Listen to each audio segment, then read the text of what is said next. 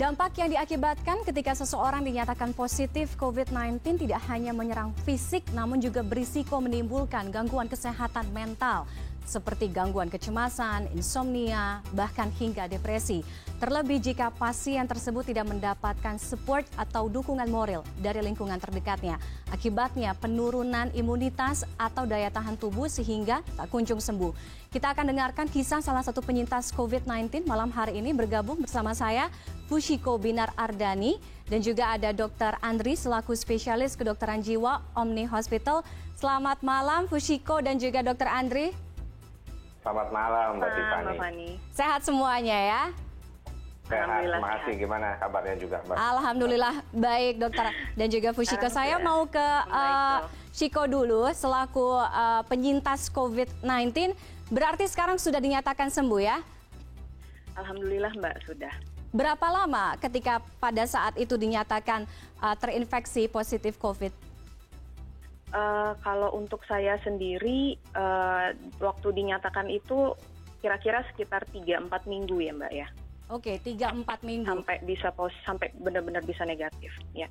Oke, yang selama ini kita tahu atau kebanyakan orang begitu ya, Ciko ya, tahu bahwa ketika seseorang ini dinyatakan positif COVID-19 ini hanya mengalami atau menyerang berdampak pada fisik.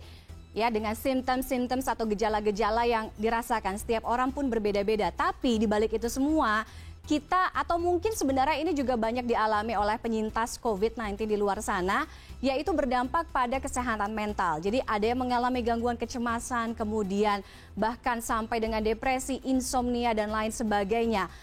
Shiko juga boleh share ke kita, ke penonton CNN juga, pada saat itu gangguan secara psikis apa yang dirasakan? Iya benar, dan ini saya juga agak heran ya, karena ternyata badan sama pikiran kita itu sangat terkoneksi gitu. Waktu itu yang saya rasakan adalah karena waktu COVID saya nggak bisa melakukan apapun yang biasanya beraktivitas agak padat gitu ya. Waktu sakit saya otomatis tidak bisa melihat layar, handphone, laptop, tidak bisa berbuat apa-apa gitu. Jadi otomatis pikiran-pikiran itu datang. Dan mau nggak mau kita jadi overthinking. Saya betul tadi yang Mbak Fani katakan, malam itu tidak bisa tidur. Jadi selama 2 minggu saya pertama sakit, saya merem tapi pikiran saya kemana-mana. Saya selalu dengar-dengar suara seperti itu, gitu Mbak. Oke, tadi ketika Anda sebutkan Anda tidak bisa melihat layar televisi, kemudian smartphone atau gadget Anda, itu memang badan Anda yang menolak, reject gitu, atau sebenarnya memang Anda mau tapi Anda tidak bisa, atau bagaimana rasanya pada saat itu? Secara fisik memang nggak bisa karena sangat mual ya, muter gitu rasanya. Oke. Ini memang nggak bisa. Seberapa merasa terganggu Anda ketika pada saat itu? Artinya kondisi 2 minggu lebih merasakan hal ini? Jadi selama 2 minggu itu memang benar-benar harusnya istirahat. Jadi jalan pun saya pusing. Jadi otomatis hanya berbaring, tiduran, duduk. Mau baca buku pun kita sulit gitu. Sedangkan yang biasa kita aktivitas bisa nelpon, bisa ketemu teman, bisa ngobrol-ngobrol, kerja, itu kan ada pengalihan pikiran ya Mbak. Nah kalau yang waktu sakit kita sama sekali nggak ada. Jadi otomatis banyak pikiran-pikiran yang datang gitu. Oke, jadi memang overthinking itu juga jadi salah satu indikatornya ya, Shiko ya. Betul. Oke, saya ngebayangin, artinya gini, ketika kita kadang-kadang kan beberapa orang, saya juga pernah mengalami agak susah tidur gitu ya di malam hari. Oke lah, 1 malam, 2 malam, malam ketiga badan sudah mulai payah. Apalagi ketika Anda pada saat itu terinfeksi positif COVID-19, kita tahu bahwa orang COVID itu kan daya tahan tubuh atau imunitas itu kan yang harus dijaga kan. Ketika Anda mengalami 2 minggu seperti ini, saya nggak tahu nih ngebayang seberapa frustasinya pada saat itu. Iya, jadi ketika waktu itu 2 minggu saya merasanya saya nggak ingin tidur. Saya nggak pengen tidur karena yang parahnya lagi saya merasa saya gagal. Jadi karena saya gagal, saya merasa diri saya gagal, saya pengen karena saya sakit, saya nggak bisa berkontribusi buat keluarga, buat kantor saya, jadi saya merasa gagal. Karena saya merasa gagal, saya jadi nggak mau kehilangan waktu saya untuk tidur, gitu. Itu yang saya rasakan. Jadi selama 2 minggu itu saya ya tidak bisa tidur. Rasanya bisa bayangin sendiri, kayak lari terus, tapi nggak ada istirahatnya gitu. Oke. Apa solusi, apa yang Anda lakukan? Artinya itu kan tidak bisa didiamkan sehari, 2 hari, 3 hari, bahkan ini tadi Anda cerita lebih dari 2 minggu Anda mengalami kondisi seperti itu. Anda berbicara atau sharing kepada keluarga kah? Atau mungkin kepada teman, suami? Iya, saya cerita, saya tidak bisa tidur gitu. Tapi ketika ditanya, kenapa nggak bisa tidurnya? Saya jawab, saya juga nggak tahu kenapa saya nggak bisa tidur gitu. Waktu saya kontrol ke dokter cuma bilang, Mbak Fusiko ini kurang tidur, Mbak Fusiko ini harus tidur. Mbak mikir apa? Cuma ditanya seperti itu. Akhirnya saya coba tanya lagi ke diri saya. Ternyata, oh iya memang ada hal-hal yang saya pikirkan sebenarnya. Cuman saya menolak untuk mengakui kalau saya memikirkan itu. Jadi saya mencoba untuk pertama mengakui kalau iya ternyata saya memang ada masalah ya gitu. Cuma selama ini nggak pernah saya keluarkan. Akhirnya saya mencoba untuk mencari bantuan. Bahwa oh iya saya memang bermasalah, saya butuh bantuan. Kalau nggak dibantu saya nggak bisa sembuh. Gitu. Oke, seperti apa bentuk bantuan itu? Boleh saya tahu? Bantuan yang saya cari pertama adalah saya butuh telinga untuk mendengar saya gitu. Jadi sebenarnya yang saya rasakan ini valid atau tidak sih gitu. Apa jangan-jangan sebenarnya banyak kan sekarang perasaan kamu aja gitu. Saya cuma butuh telinga untuk mendengarkan saya tanpa dikomentari gitu ya. Akhirnya saya ditemani oleh memang ada beberapa teman saya yang memang juga psikolog gitu, didengarkan. Setelah keluar ceritanya semua memang tidak ada solusi yang disampaikan karena memang kita harus cari solusi sendiri gitu ya. Tapi rasanya tuh lega sekali dan akhirnya baru bisa tidur, itu ajaibnya. Jadi setelah semua itu keluar saya baru bisa tidur dan ketika besok paginya setelah saya melakukan itu, saya bangun tidur rasanya badan saya tuh kayak ketarik ke bawah. Saya nggak mau melakukan apa-apa, saya cuma pengen istirahat. Rasanya badan saya tuh bicara begitu, Ciko kamu istirahat. Gitu. Karena selama 2 minggu itu badan begitu diforsirnya tidak mendapatkan istirahat, padahal kondisinya sangat-sangat membutuhkan istirahat ya. Mbak Fushiko, boleh cerita juga kalau saya tidak salah juga kemarin sempat menyampaikan statement begitu ya.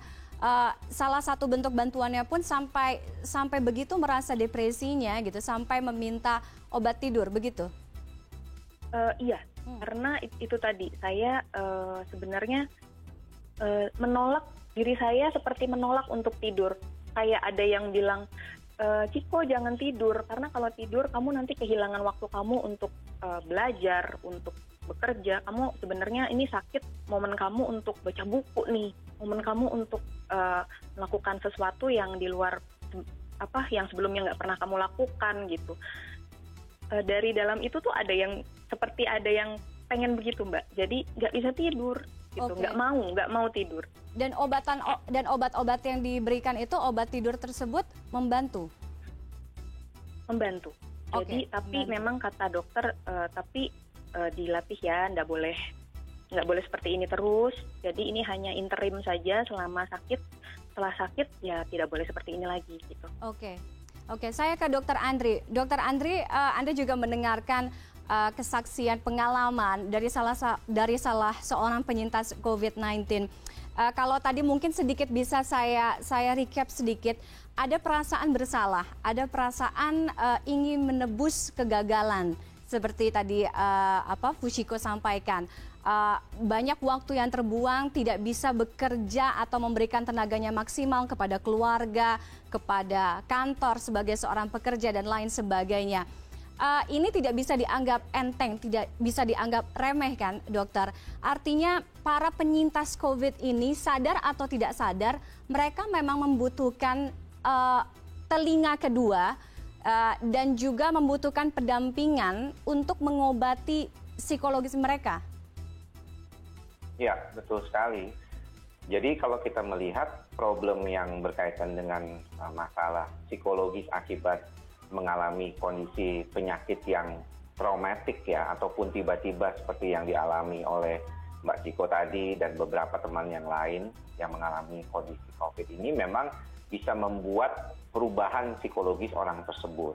Itu juga belum termasuk kalau misalnya gejala yang dialaminya itu berat, bahkan sampai misalnya dia menggunakan ventilator. Ada beberapa orang tuh yang bisa mengalami traumatik ya, perasaan khawatir yang berlebihan karena sudah dekatnya dengan kondisi kematian itu yang lebih membuat kekhawatiran yang makin tambah, bahkan sesudah kondisi itu sudah tidak lagi terjadi gitu. Dan ini yang mungkin perlu diperhatikan. Pada beberapa kasus memang seperti yang tadi Mbak Ciko bilang, mereka menjadi kesulitan tidur, kecemasan akan adanya situasi yang khawatir, apa yang dilakukan, apakah misalnya ditinggalkan di dalam isoman atau isolasi mandiri sendiri ya, tidak ada keluarga. Itu juga salah satu yang menjadi salah satu faktor pencetus ya, dalam artian tingkat stresnya tiap orang itu. Namun kita harus perhatikan bahwa pada dasarnya kondisi tersebut wajar. Jadi ketika orang mengalami situasi yang tidak nyaman, ya tiba-tiba misalnya ada penyakit berat seperti itu sebenarnya bisa terjadi reaksi yang dialami oleh Mbak Ciko dan beberapa teman-teman penyintas lainnya. Tetapi kalau misalnya tubuh orang itu cukup baik, kemudian dia bisa melewati situasi itu dengan baik, maka dia bisa normal kembali. Namun ada beberapa yang memang perlu bantuan dulu. Misalnya tadi ada bantuan dengan obat karena misalnya masalah gangguan tidur atau kecemasan yang sangat berlebihan. Sampai mau tidur pun tuh kayaknya tuh otak terus mikir, muter seperti itu. Nah ini yang beberapa perlu bantuan profesional. Oke, tadi kalau dokter sebutkan kalau tubuhnya bisa menerima baik, ya kan? Artinya acceptance body atau acceptance badan semua orang ini kan berbeda-beda kan ya dok ya, dan ini artinya gangguan kecemasan, gangguan mental ini tidak serta-merta semua pasien COVID akan mengalami hal ini. Nah bagi mereka artinya yang memang mengalami atau punya potensi seperti ini harus bagaimana, how to maintain ya mental health ini. Nanti kita akan lanjutkan ya Dr. Andri dan juga Fushiko perbincangan kita, dialog kita usai jeda. Kita akan jeda terlebih dahulu. Kami akan kembali sesaat lagi.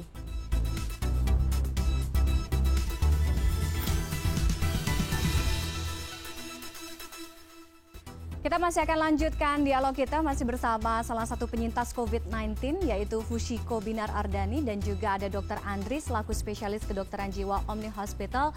Tadi saya sebelum jeda ke Dr. Andri. Jadi dok begini, selama pandemi ini artinya Dr. Andri seberapa sering berhadapan dengan penyintas atau pasien positif yang mengalami gejala-gejala atau mengalami hal yang sama terkait dengan kesehatan mental, gangguan kecemasan, insomnia, depresi seperti tadi Mbak Ciko ini?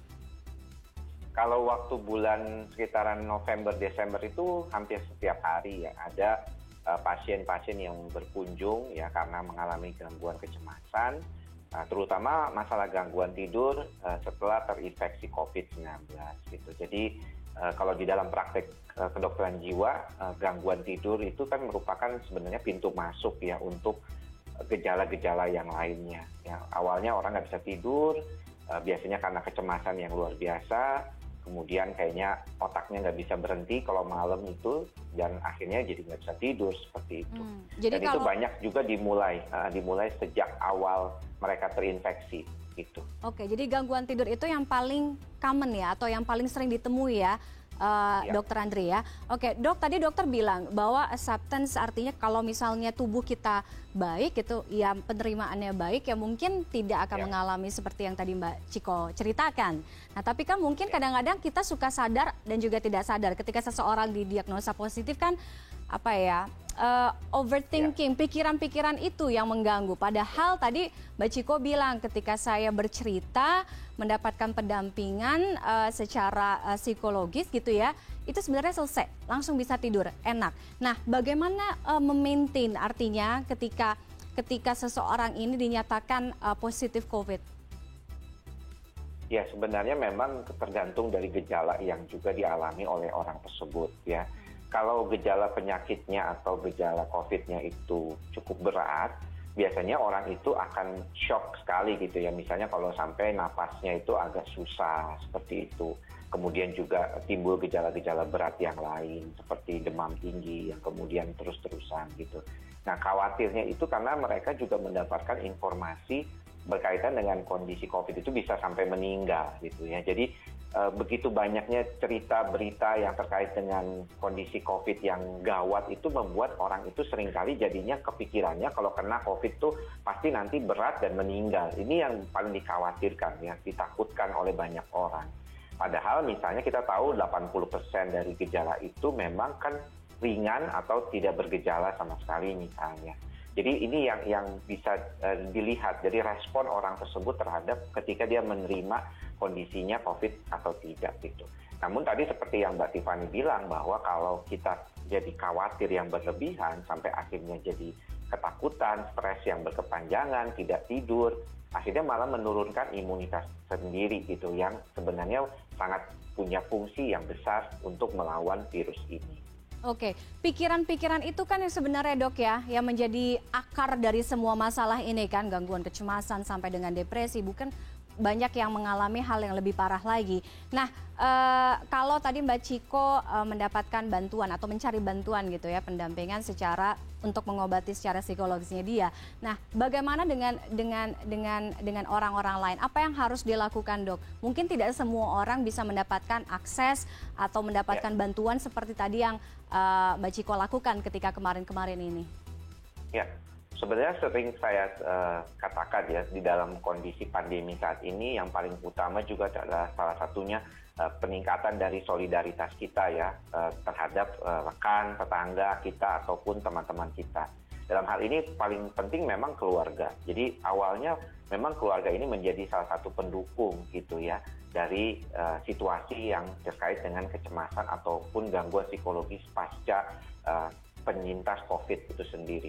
Nah, kalau misalnya yang paling penting tuh demikian gitu. Karena kalau misalnya kita nggak selalu dapat bantuan profesional terkait masalah gangguan kita gitu, itu kan akan sulit juga. Apalagi kalau buat teman-teman yang jauh dari pusat perkotaan untuk mendapatkan akses ke pelayanan kesehatan jiwa atau pelayanan kesehatan umum sekalipun seperti itu. Jadi yang paling penting memang support kan. Tadi juga kita dengarkan apa yang dikatakan Mbak Chiko bahwa ketika dia didengarkan itu juga dia mendapatkan suatu ya rasa relief atau rasa lega gitu untuk mengurangi setidaknya beban yang ada dia pikirkan. Mungkin apa yang kita pikirkan itu terlalu berlebihan ketika kita berbicara dengan orang lain itu bisa lebih punya sikap yang objektif untuk melihat situasinya dan bisa memberikan sedikit gambaran lain terhadap apa yang kita hadapi. Oke, Mbak Chiko, tadi berbicara mengenai support. Saya mau tahu juga ketika pada saat itu support dari lingkungan terdekat seperti apa. Ini juga bisa menjadi pelajaran gitu ya buat para penonton kita, orang-orang yang juga mungkin saat ini tengah berjuang, baik dirinya atau mungkin anggota keluarganya, bahwa dukungan moral, support dari lingkungan terdekat khususnya keluarga itu sangat-sangat penting. Yang kedua, bagaimana juga membentengi diri kita, karena banyak juga cerita-cerita di luar sana ya, mereka-mereka yang pasien positif ini terbebani pikirannya karena merasa terganggu dengan stigma-stigma yang dibentuk orang-orang di luar sana terhadap dirinya, omongan-omongan yang tidak baik sehingga semakin membuat pikiran ini kayaknya wah benar-benar overload gitu. Iya, jadi kalau waktu kemarin saya itu dapat banyak sekali support, alhamdulillah sekali. Teman-teman saya itu